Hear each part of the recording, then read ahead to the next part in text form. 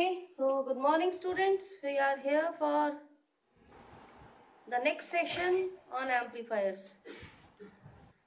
So we have discussed till the amplifiers. I think something is missing. Let me, that is a mismatch. Mismatch analysis for differential pair. I think that we should complete first before we move on to frequency response.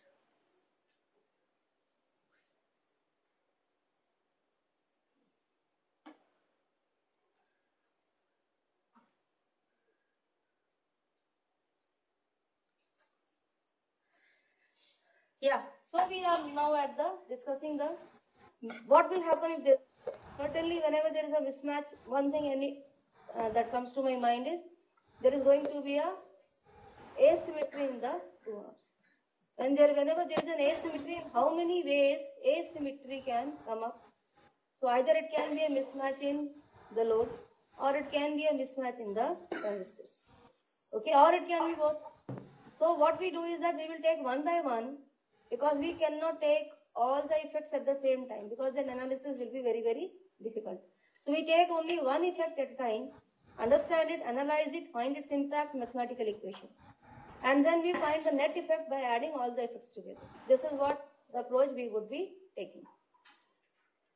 Okay, so now let us look at a differential pair, and we assume that there is going to be an RD symmetry, that is asymmetry in the load.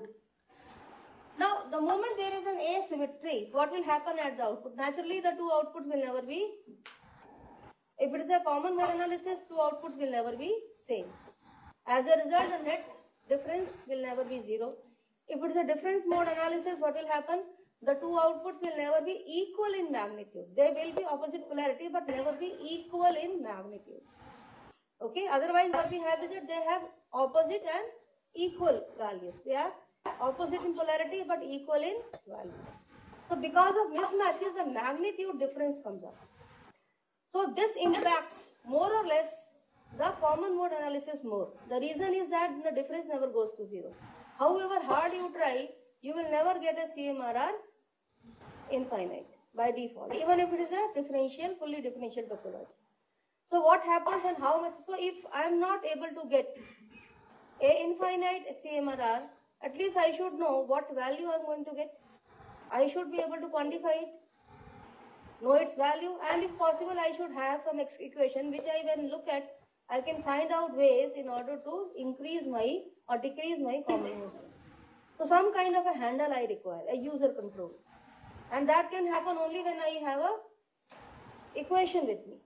So that is what we are going to do. Now we say, so now remember that what is this difference coming up? Now in common mode I have seen that difference will cause the net ACM to appear. It will never go to infinity. How does it impact ADM? See, in ADM, because it is a common mode which actually gets affected more. Okay, so what is I am going to get is that, remember, in a common mode there are two signals, AC and DC.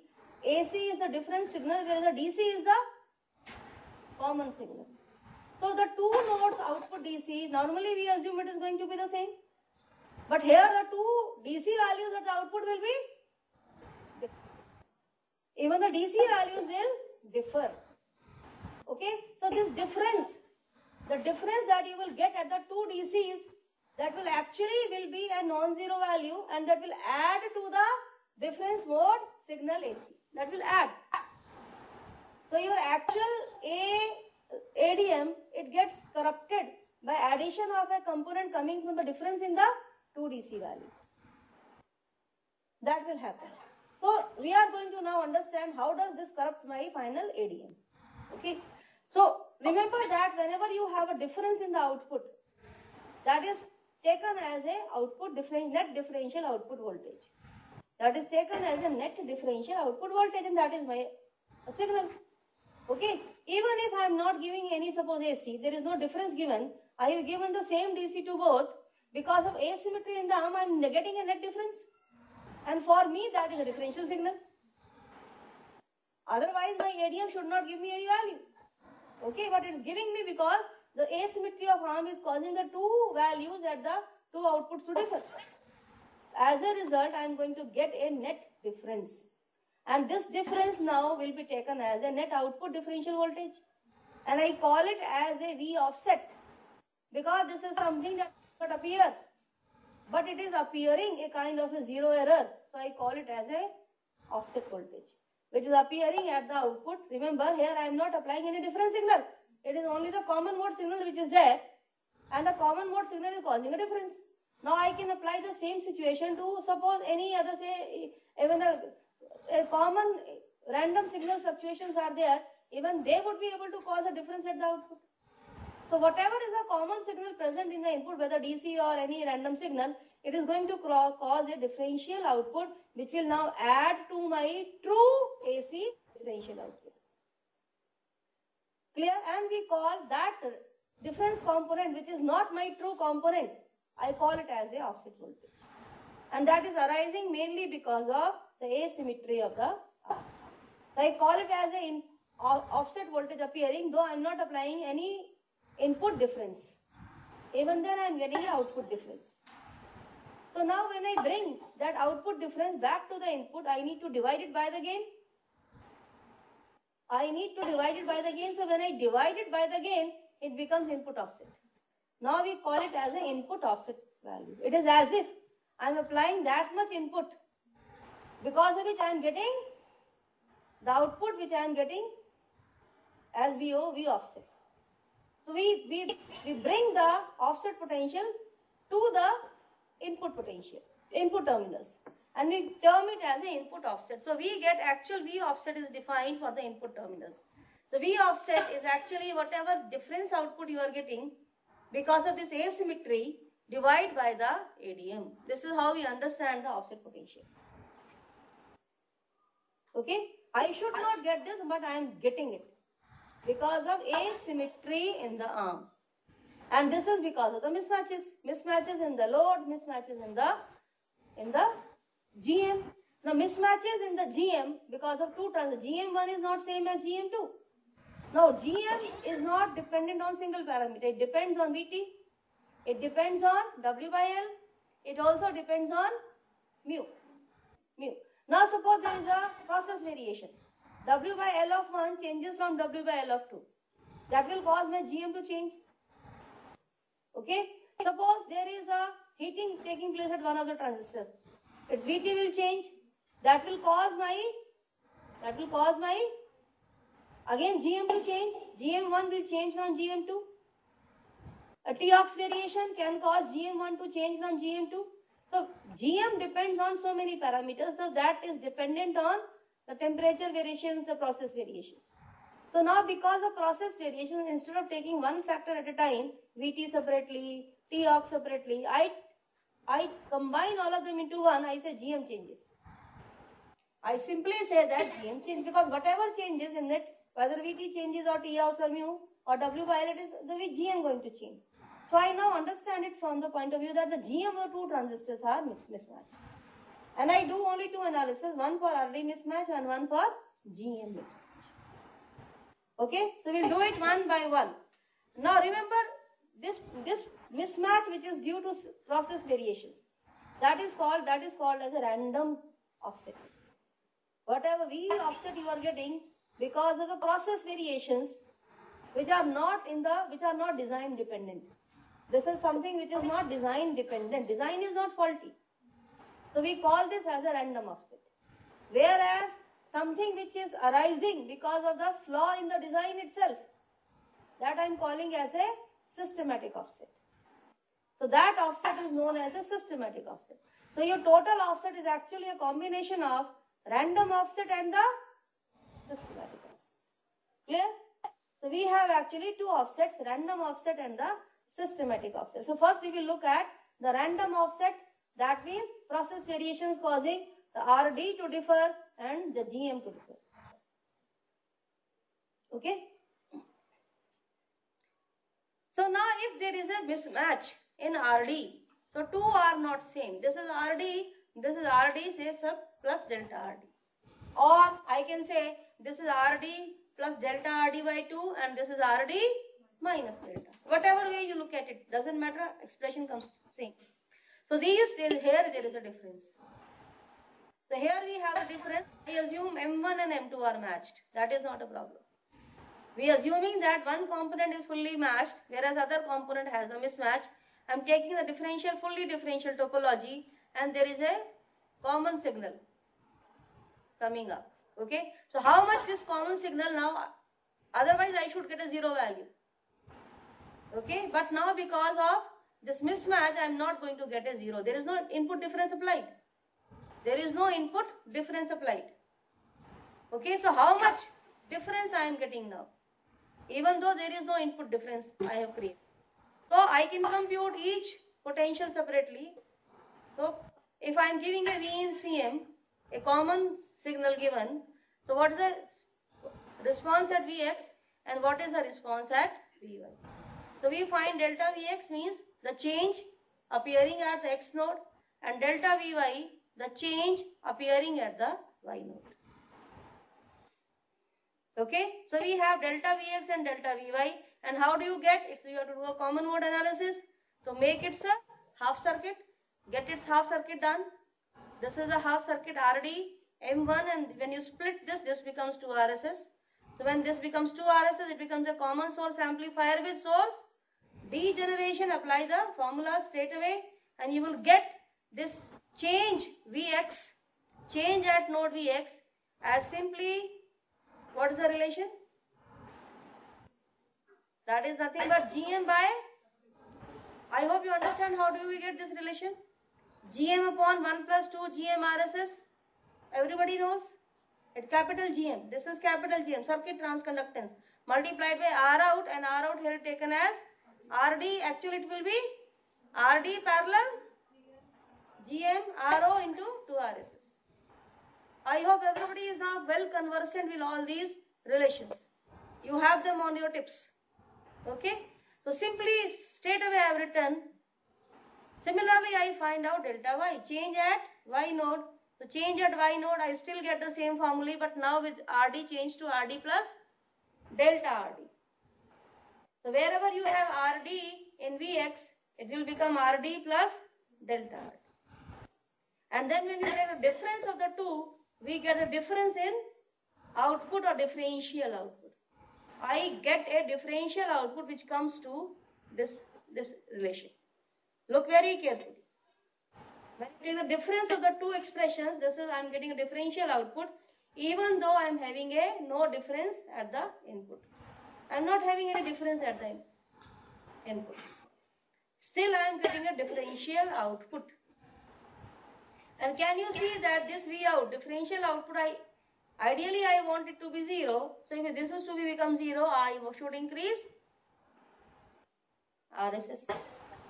I must increase RSS to be a large value. So how much? Now I have a relation which I can compute. So suppose delta RD is 10% variation. Suppose delta RD is total 10% variation. So just put in 10% variation, put in all other values. So how much differential output you will get because of this 10% variation in RD? You can estimate. Now you have a value with you. So now you have a value with you, and this value you can use to compute your V input offset which is arising because of RD mismatch. And you can minimize it by increasing RSS. Okay. So now we move on to the next, that is the GM variation. GM mismatch. I request you to do it on your own. Now start doing. Everybody should take a notebook.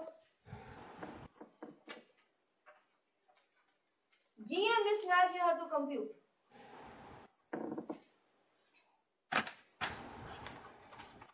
So the two GMs are not same. There is a difference between the two GMs.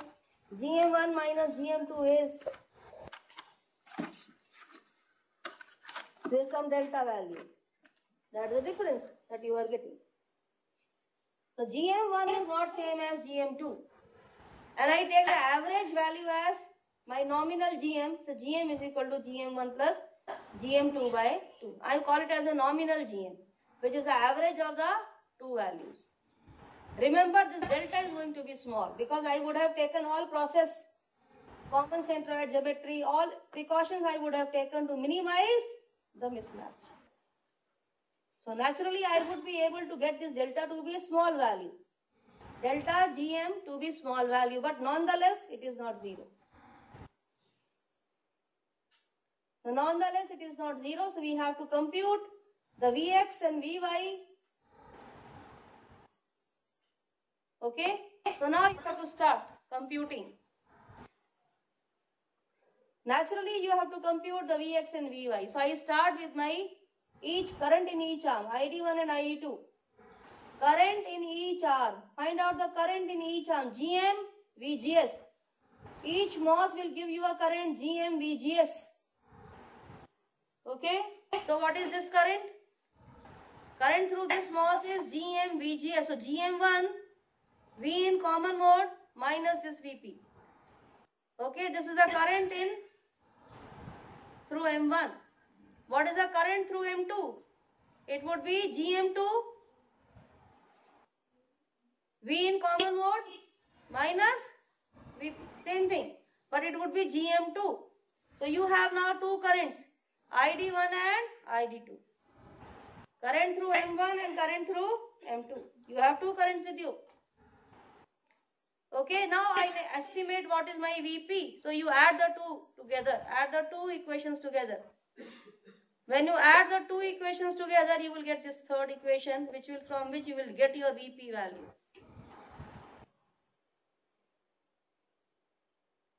From where you get your VP expression. So potential at node P.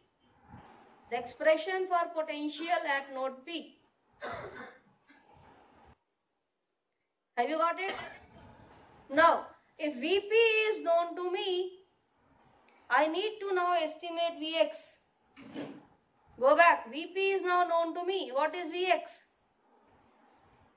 VP is known to me. What is Vx? Tell me. Use the common mode analysis. The effect will come because of GM1 only. CSA with source degeneration concept you apply. Find out the Vx expression for Vx. CSA with source degeneration, transistor M1, load RD, but RSS will become 2 RSS. Use half circuit concept.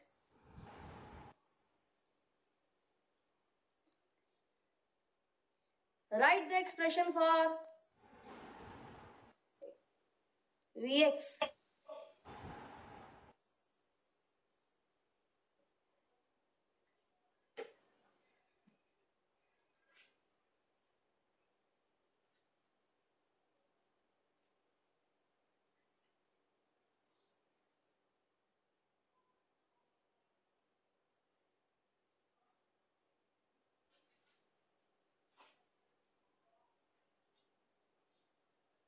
Capital GM will be GM upon 1 plus GM into 2 RSS.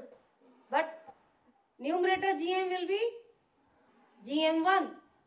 But denominator GM will be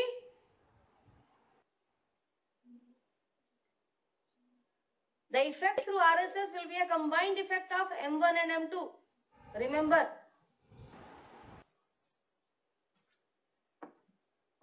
It would be a combined effect. Through RSS, you will get a combined effect. So either do it separately for each half circuit and then combine, or you do it with a common source coupled node. Whatever way you do it. You can do it both ways.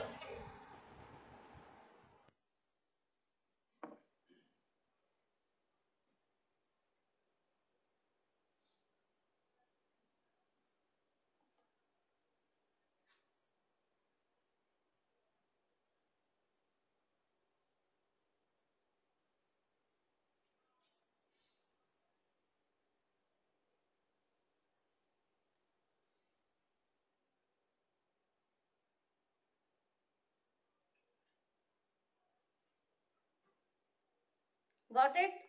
Got the value for Vy. Same way. Got the value for Vy. And then take the difference. And simply take the difference.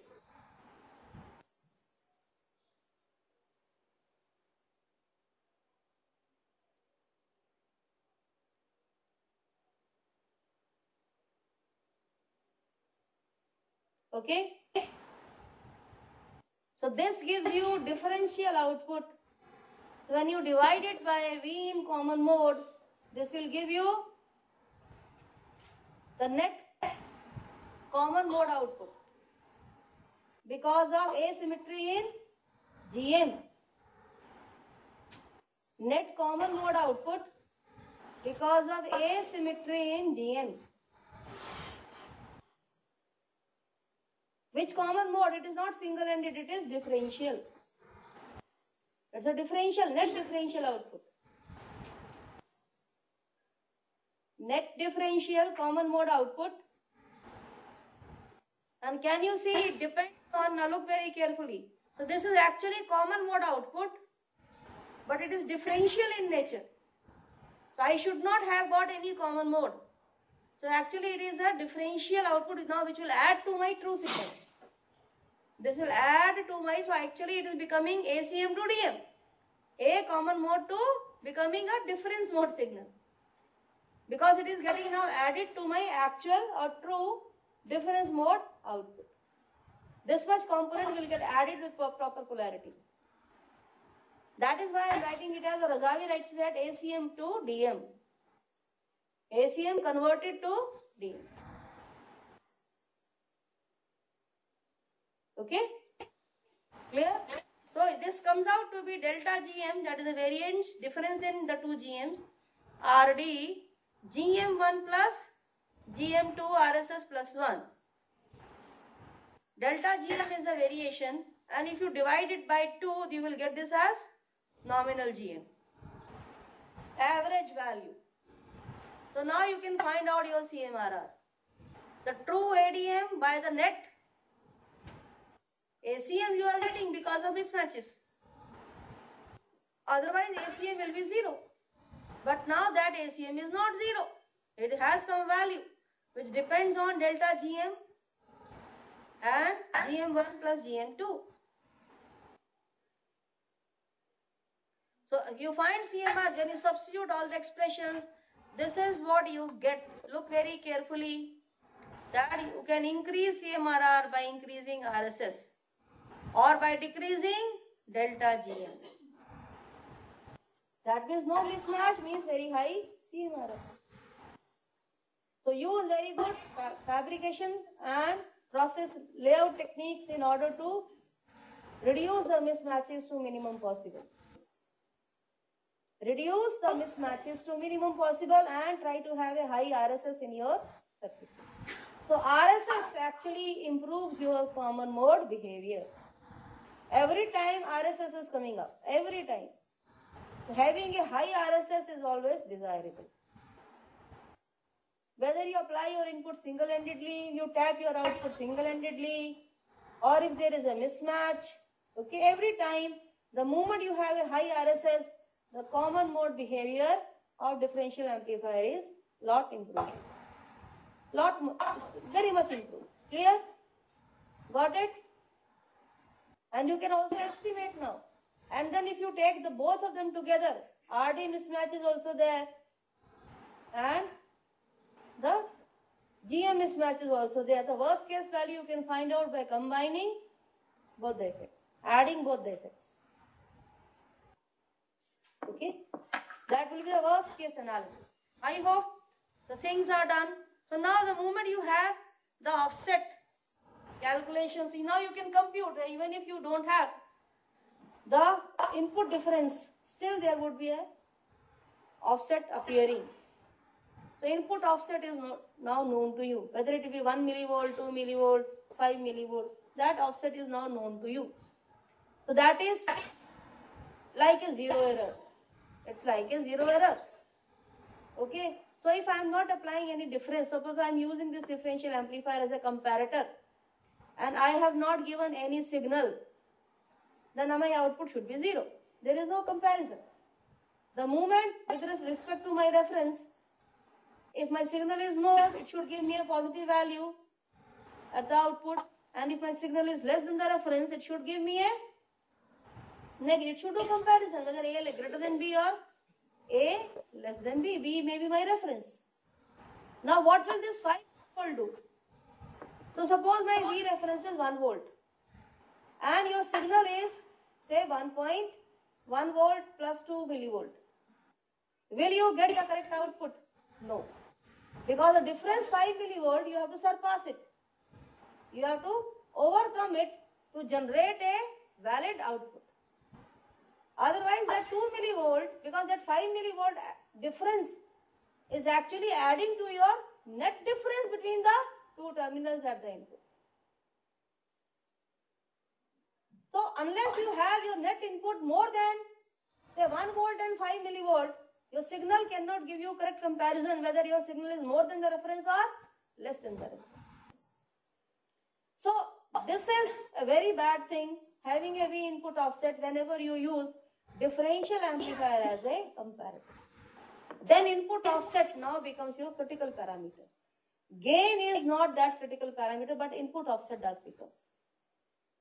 So we increase gain in order to get input offset less. Not for a good amplification, but I want a very good input offset. So whenever we design a comparator, we give a lot of thought on how to decrease this input offset. Okay, and there we have got other techniques also. Auto zeroing, which reduces your offset to 0. So comparators are designed in a variant ways. This is not a good comparator that I have just shown you. It is a very crude comparator. A simple differential amplifier is a very crude comparator. We have a better topologies. Okay, fine. So now just one thing now, random offset we have discussed. Now we move on to the systematic offset. That is an offset if you do not do a very good design. If your design is at a fault, even then, for a common signal, you will get a differential output. So what can happen and in what way you can get your output to be faulty? I think this I have done. So what can cause a systematic offset to appear? When can you get an out? This is, I think,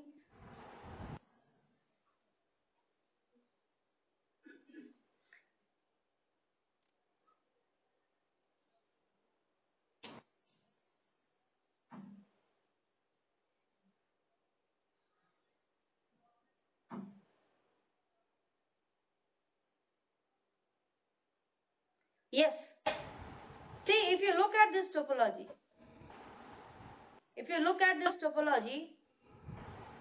whenever there is a common input over here,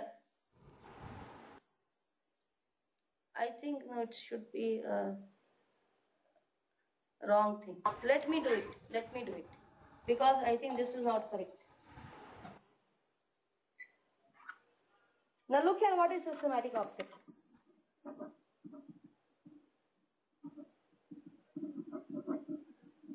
I have a amplifier, say a differential amplifier.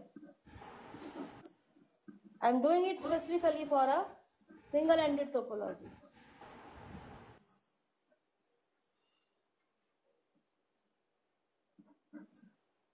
I'm giving a common signal. Both are common signals. I'm giving a common signal to both. I should not get any. Now suppose it is a two-stage. Now I'm deliberately taking a two-stage here. So two-stage means a common source amplifier, PMOS as a load.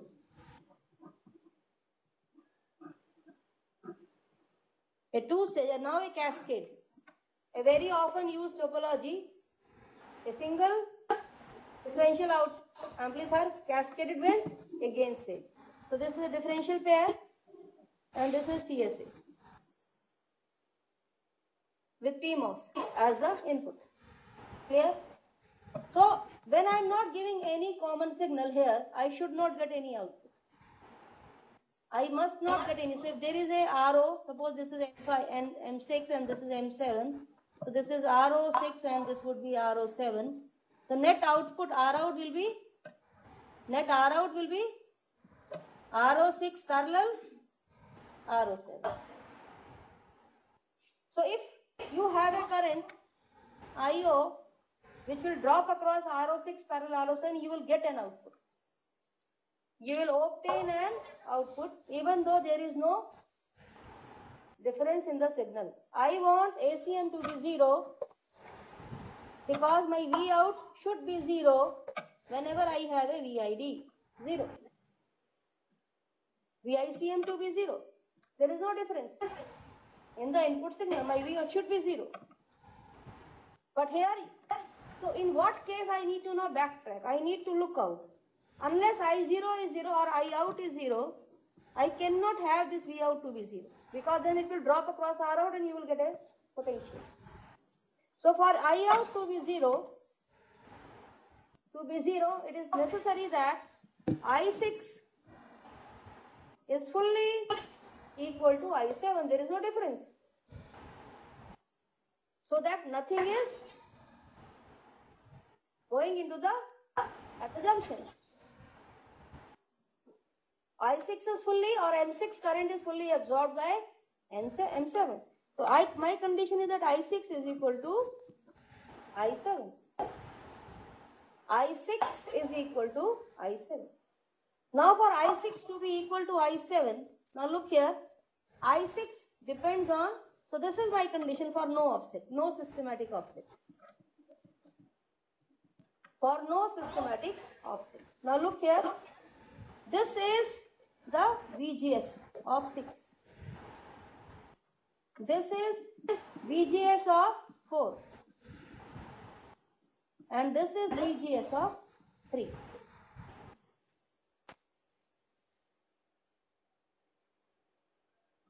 Okay, now if I replace it with a basic current mirror, I can draw it like this. This may be M5. So this is VGS of 5 and this is VGS of 7. First of all, I find out the relation for I7 in terms of I5. I5 is nothing but ISS. Okay, I can immediately say I7 upon I5 is equal to W by L of 7 upon W by L of 5. Here I am neglecting the VDS mismatch effect. There may be a VDS mismatch effect. I am currently neglecting it. Just to see the effect of VGS only. Immediately I get one relation. It should be true. It should be true according to my circuit topology. I find the next relationship for I6. I preserved it. Let me preserve it. Now find out the relationship for I6. Okay. I6. This one and this one. Okay. Now remember, according to DC of common signal, whatever potential is here, okay, same potential should come here. There is no random mismatch. There is no WL mismatch in schematic. It is a design. In design, we can assume that WLs are same. So whatever potential is here at node X, same must be at node Y. Okay. So this will act like as if it is diode connected, even though there is no hard connection. Even though there is no hard connection. Even though it will behave like that. It will behave like that. So in that situation, the VSD of 4 will be same as VGS of or VSG of 4. No? Can I write that VSG of 6 is same as VSD of 4 is same as VSG of 4 is same as VSG of 3. I can write this equation from the topology. So I can say VSG6 is equal to VSD4 is equal to VSG4 is equal to VSG3. Immediately I can write this equation by looking at the circuits.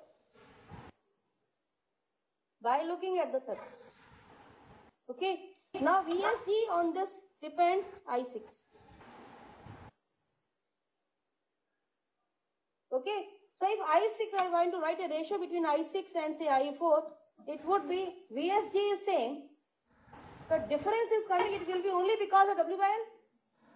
So I can immediately say W by L of 6 by W by L of 4. Or I can write this also as W by L of 6 by W by L of 3. Because both are equal. Okay? And remember the relation that ID3 is half of I5. So I can write it as W by L of 6. W by L of, this is half of I5. What does it mean? What's the relationship between? So I3 is equal to half of I5. That means W by L of 3 is equal to half of W by L of 5.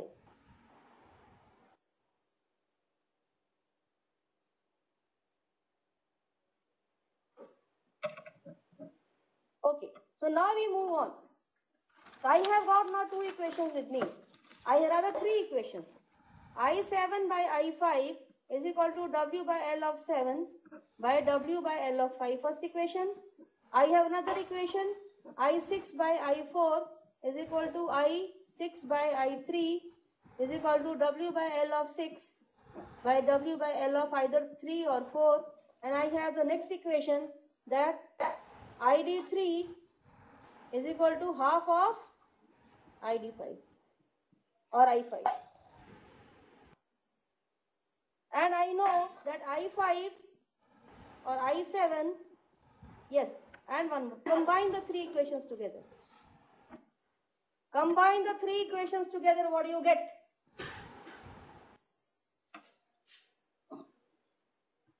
What relationship you get in all W by L's? All W by L's. What relationship do you get in all W by L?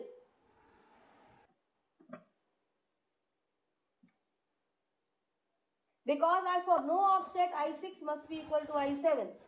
So for no systematic offset, so your design to be correct, I6 has to be same as I7, and I6 is nothing but W by L of 6 by W by L of 3 into I4. Okay, I4 or 3. Okay. And this is W by L of 6 by W by L of 3 or 4. I4 into I3 is half of I5. Okay, this gives me W by L6 by W by L4 into half I take here, I5. And I5 is equal to how much? I5 is W by L of,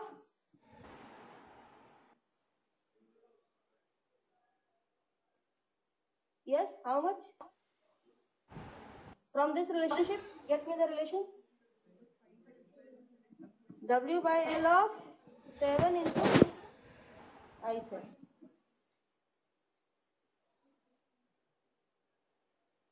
And I6, I want I6 upon I7 to be 1. I want I6 upon I7 to be 1. So what do you get from here? What do you get from here? This relationship must be equal to 1. This must be equal to 1. Or I get W by L of 6 by W by L of 4 must be equal to twice of W by L of 7 by W by L of 5. This identity should be followed in your design. If this is not coming correctly, if your W by L's are not following this identity, then your design is at a fault. Then your design is at a fault. So when you design, whatever W by L's you set, you should check that they are following this relation. W by L should be in this, as per this relation. If you are designing a cascade as shown here. Okay? Otherwise, you will get a differential output. which you do not intend to get. You should not get a differential output. Now use this concept and apply it on fully differential topology and find out the relation. The same approach you have to take. In order to reduce systematic offset, what conditions do you get for a fully differential topology? This I have done for one particular case, only for a active load differential pair followed by a gain stage. I have done this analysis for this particular topology. Do it for only differential pair. Do it for fully differential pair. What conditions you get for no systematic offset? Clear? Kindly do it and take it as an assignment. So now we move on to the frequency response. Because I told you to revise it, I hope you would have all now been well versed with poles and zeros concept.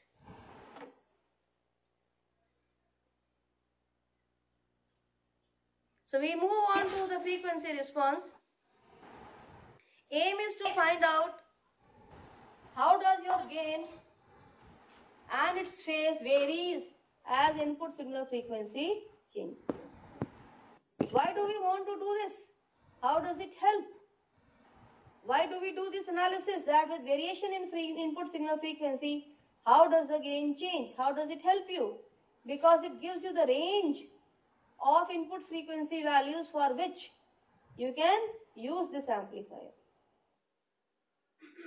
So for a certain signal, for a certain frequency, say 1 gigahertz, your signal may not be able to produce any output. So for what range of input signals I can apply? And this circuitry will behave as an amplifying unit.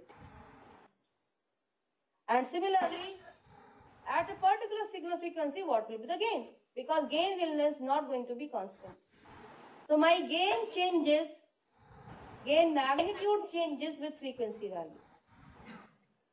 So we want to know at 10 mega, at 20 mega, 50 mega, 70 megahertz, how much would be my gain? Am I going to get a gain of 50? Always? No. Sometimes 50, 20, 30, 40 keeps on changing. So how does it change? This is the aim of looking at the frequency response, and not only this variation, it gives you many other information also which you use in ensuring the stability of the op-amp. You make use of that information. And in this we work in the reciprocal space in frequency. We transform from time domain to frequency domain, work with Laplace transforms. I hope these all things are known to you. So I will mostly do intuitive analysis and not do the more quantitative analysis. Okay? But first of all, I should know the frequency response of a MOSFET device. Circuitry I will come little later. How does a MOSFET device behave? Because device is going to be operating as an amplifying unit. So circuit will come later. First of all, device. Understand the device first. So I do the frequency response of a MOSFET device, which we call as the intrinsic response. Okay. So I take my MOSFET and I configure it in the most convenient, simplest possible manner. Because MOS is going to be my amplifier, so I give my voltages to it. So there is a voltage given at the gate and there is a voltage given at the drain to bias it properly, because it has to be biased in saturation, because this is the region where I am making it to work. So we bias it in the saturation region. Okay? And then we try to find out that its maximum gain. What's the maximum gain you can get out of it, and how does it change with input signal frequency? How does it change with input signal frequency? Okay? So I configure it.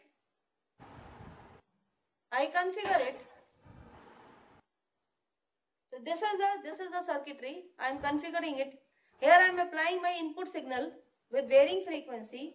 Naturally it would be riding on a DC, and there is a VDD.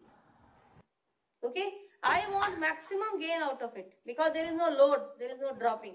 So whatever is the internal resistances, only that will be coming. Okay. Now how do we understand the short circuit current gain cutoff frequency? Means at which the gain goes to unity. It is defined for the maximum current gain. This is how it is defined. Nobody says that you have to go for the voltage gain, current gain, transconductance output or the trans resistance. I hope you all understand. There are 4 different types of modeling. 4 different types of analysis. You can give your voltage, get the output, give the voltage, get the output voltage, give the input as a current, get your output voltage. So there are 4 possible ways. This is done for one special reason, because first of all it gives you a very useful insight into the whatever expression you get ultimately, it very much relates itself to the transit time through the channel. You can easily, you get a very convenient expression. So it is only for that convenience that we take the current gain and not the voltage gain. Nobody says that you should take only current gain. It is only because it leads to a very simple analysis without any hassles, and you can easily get its relation with respect to the transit time of the channel. As you know that you can do any modeling, and if you convert one model to the next, the result will come out to be the same. That never changes. So if I am doing a current gain analysis and then convert it to voltage gain, you can do it with appropriate transformations you are going to take. But it is defined now, it has become a practice now, that it is defined to be as a short circuit current gain cutoff frequency. So the frequency at which the gain goes to unity is known as a cutoff frequency or unity gain frequency. Now remember, of the MOSFET, unity gain frequency of the MOSFET is defined for the current gain. It is defined for the current gain. Okay? And short circuit, why are we putting short circuit? Because you will get a maximum current gain only when output is shorted. Whenever your output is shorted, you get the maximum I out. Whenever your load is shorted, you get the maximum current through the load. So we get that much maximum current. We define it for the maximum current gain, and for this maximum we need to short the output. So it is defined as a short circuit current gain cutoff frequency, or in short it is understood as a unity gain frequency. Clear? So now I will now convert this circuit into a model. A model, okay, MOSFET converted into a model CGS with all appropriate capacitances taken into account. CGD, GMVGS, GMB also taken into account, RO, C drain to bulk, see all the capacitances are included. And remember, output is shorted. Output is shorted, redraw it in a much simpler form, this is what you will get. CSB will be 0, GMB effect will not be there because your source is shorted to ground as per your circuitry. So we get this reduced convenient model. So you have CGS, CGD, input, GMB is not there, RO will be there, but no RO effect will not be there because this is shorted. So you have this, and now you write equations. You write equations at nodes, KCL equations you write at node 1 and node 2, and from solving these two equations you find out I out upon I in. Remember, I in is this current because we are defining current gain, and I out is defined this current through the short circuited path. Current through the short circuited path. I try to find out the I out by I in, which comes out to be this expression.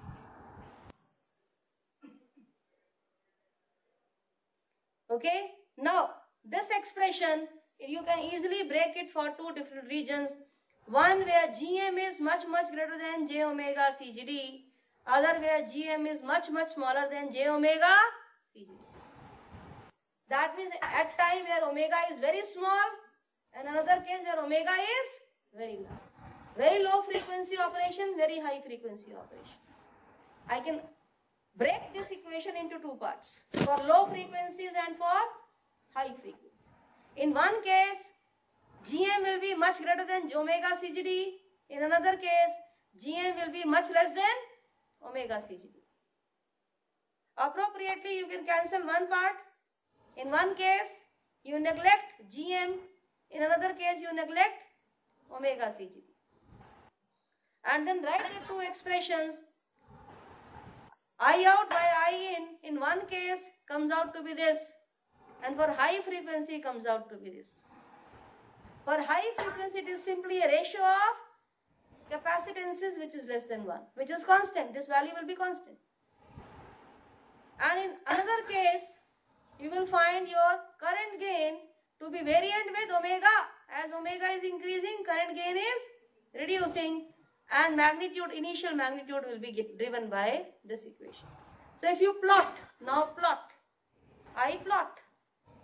So this is omega and this is current gain, both on the log scale. I am plotting both on the log scale. Okay, this is omega, initial low omega. Current gain is reducing as omega is increasing. At very high frequency, omega becomes constant. Defined by this, omega becomes constant. So now in between I simply extrapolate. I have now two regions. I simply extrapolate it down with a free hand, and this kind of a curve I get. This curve, and remember in between it crosses the omega axis. This is a point where current gain becomes unity. I call this frequency as unity gain frequency. So this will continue next time. Please go through before you come for the next session. We will be continuing from this point further.